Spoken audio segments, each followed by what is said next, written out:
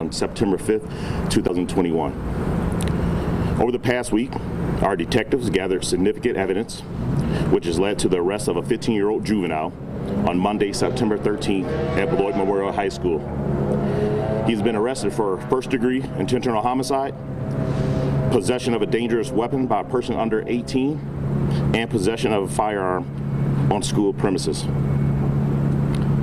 Because the suspect is a juvenile, we are not naming the suspect at this time. The Rock County District Attorney's Office will make the decision whether or not to seek a waiver to prosecute the juvenile in adult court. Upon arresting the suspect, Beloit Police Department located a firearm in the suspect's bag.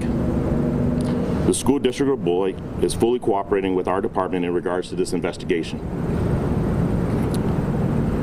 It is evident when we work together as a community and as a police department, we build trust and unity together.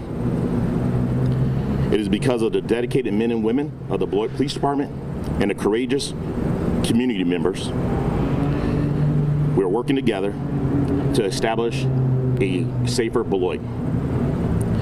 We are working to hold these individuals accountable and to help seek closure for the senseless acts of violence in the city of Beloit.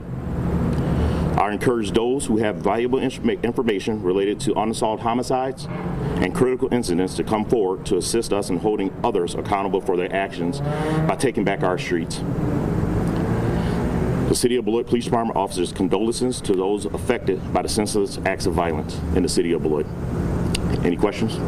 Chief, what have you learned about any possible connection between this 15-year-old who's been arrested and the 19-year-old who was killed?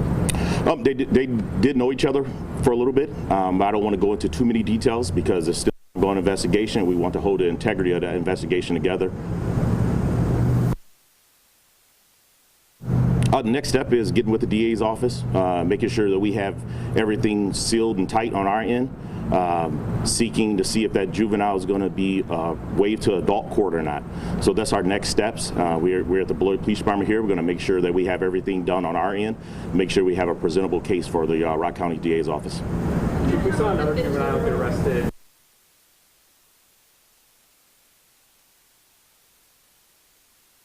If you're concerned by the increase of minors being involved in these serious crimes? I'm very concerned. As you said, they're minors. I go back to when I was a juvenile minor. I didn't have handguns. I don't know where these children are getting these handguns from.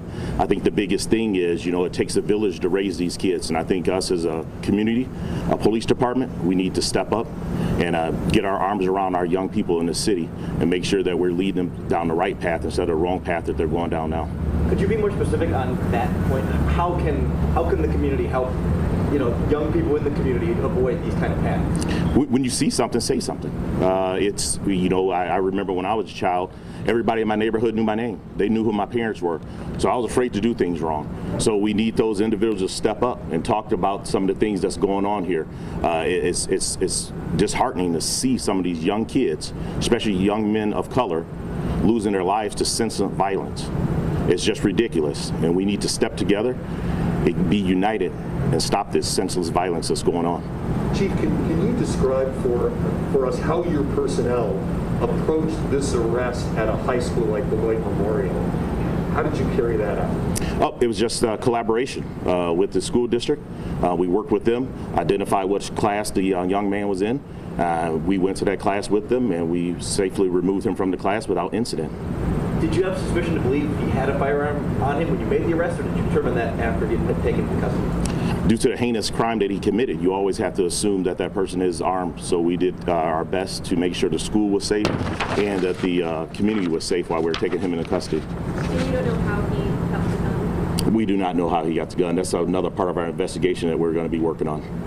Chief, was it in a backpack, in a locker? I know you said bag, but where was the gun located? For the integrity of our investigation, I would not be releasing that information. I just know it was in his backpack, and we got some things that we need to tighten up on our end to make sure that we got the right charges for that.